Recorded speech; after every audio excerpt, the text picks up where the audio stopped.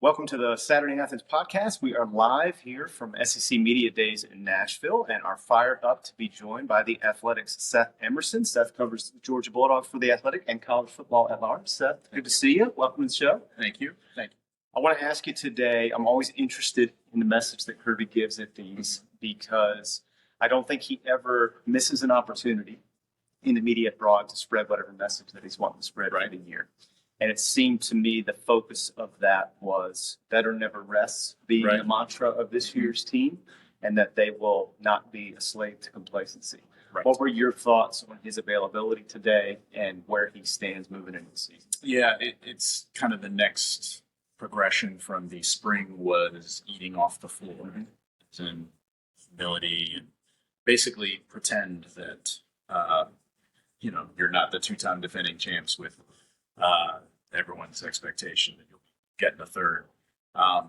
It is nice that he seems to have acknowledged that they cannot manufacture slights at this point, at least. Right.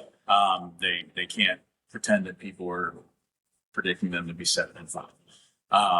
Someone actually made a kind of joke. Yeah.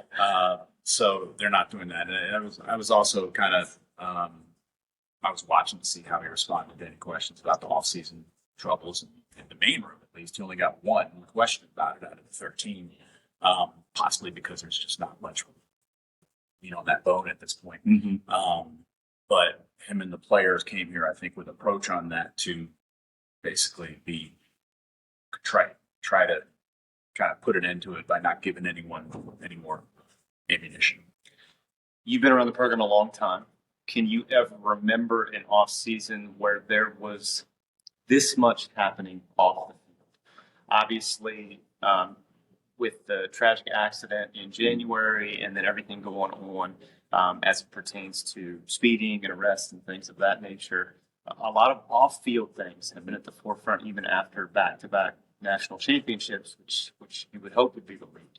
And it just hasn't been. Yeah. Do you think there is any, threat of that eroding anything that's going on inside that building, or do you think they are pretty focused, cohesive, and together as a program? We'll have to see if it manifests itself sometime during the year. I talked to Texas A&M players yesterday for a column I wrote, and they now say later that, there were some NIL-related jealousy problems or individualism, not even so much, I think, jealousy from upperclassmen, but some freshmen coming in. Like, I'm this big man on campus now, get this big NIL deal, that kind of stuff.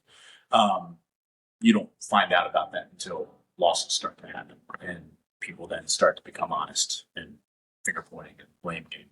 We're not going to find out in advance that Georgia is distracted by the off-field noise and everything. We've never experienced. I've never, on any beat I've covered, experienced a player die, current player, and another staffer.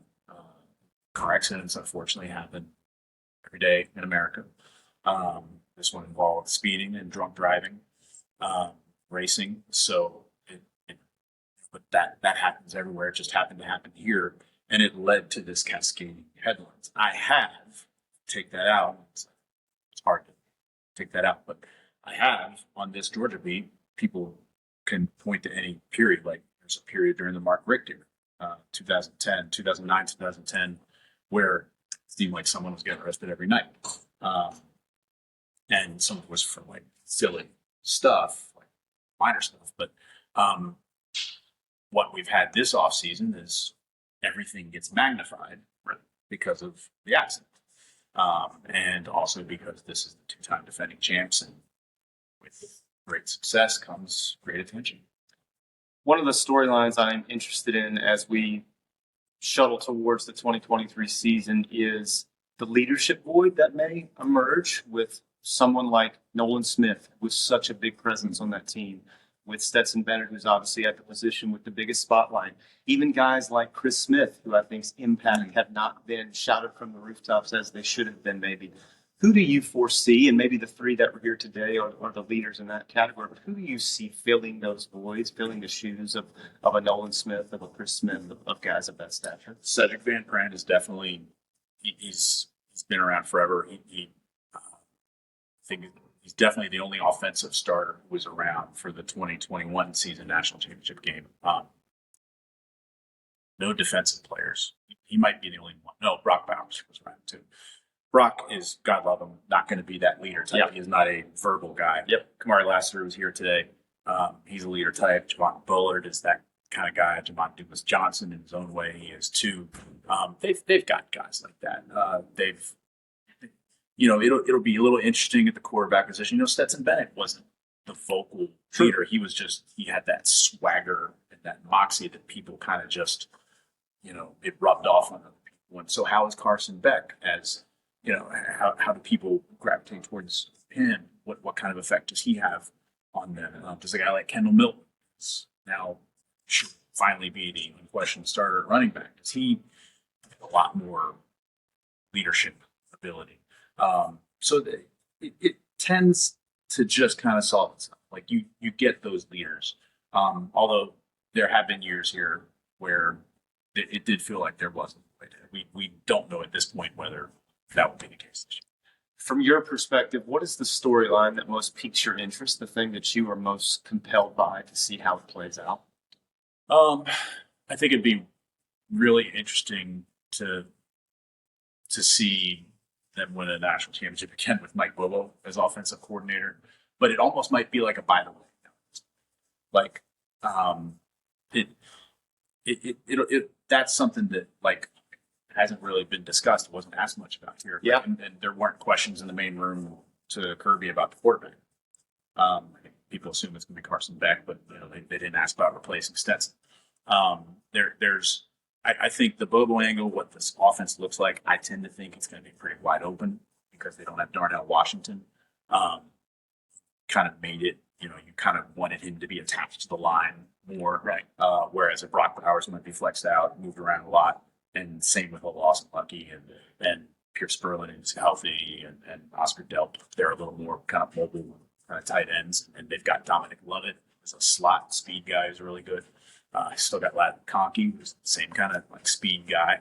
And they're not as deep at running back. Right. So you don't want to be handing the ball off all the time and risking injury. So I'm really intrigued to see what that offense looks like. That's a great point about Coach Bobo. I was surprised that didn't get asked today by someone about what the effect would be. Do you have any pause about that? Or do you feel like Coach Monken leaving and Coach Bobo stepping in, it's just going to be business as usual? Yeah, I tend to think it'll just be business as usual. I mean, Bobo is a pretty pragmatic guy, and he saw what worked under Monken. I mean, he was here. He was part of the planning. He was part of the offense. And I also saw Mike Bobo turn from a guy that fans, were criticizing, trying to run out the door in the early to midpoint of his tenure to the guy who was coordinating the highest scoring offense in Georgia history in 2014. Still is. They didn't beat him out the last couple of years, although they could have if they'd played in the fourth quarter. Yeah. They tended to be winning by blowouts, so they didn't. But that's, I mean, I've seen him. I trust the Mike Bobo of the last few years at Georgia rather than the one who wasn't dealing with as much talent at Auburn and South Carolina the last few years. Well, SEC Media Days is always exciting because it feels like we are so close to the season. We're under 50 days now. I know you are as excited for it to start as we are. So thank you for your time today, Seth. We love your work. Everybody, Thank you Seth very much. And everything he puts